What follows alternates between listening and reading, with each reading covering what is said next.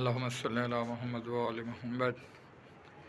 ناظرین، یہ جو آپ ابھی زیارت دیکھ رہے ہیں یہ صحابی رسول صحابی امیر المومنین حضرت اجر بن عدی کی قبر مبارکہ ہے اور ان کے بیٹے کی ہے۔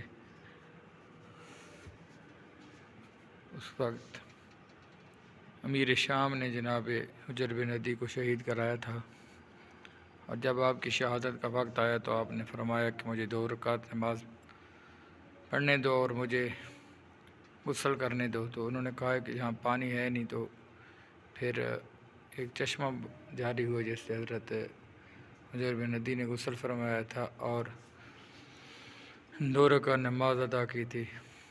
اور جب ان کی شہادت کا وقت آیا تو انہوں نے فرمایا تھا کہ پہلے میرے بیٹے کو شہید کرو، اور میں دیکھنا چاہتا ہوں کہ میری آنکھوں کے سامنے میرا بیٹا شہید ہو، یہ نہ ہو کہ میری موت دیکھ کے پھر یہ اپنا ارادہ بدل لے اور علی کو چھوڑ نہ دے۔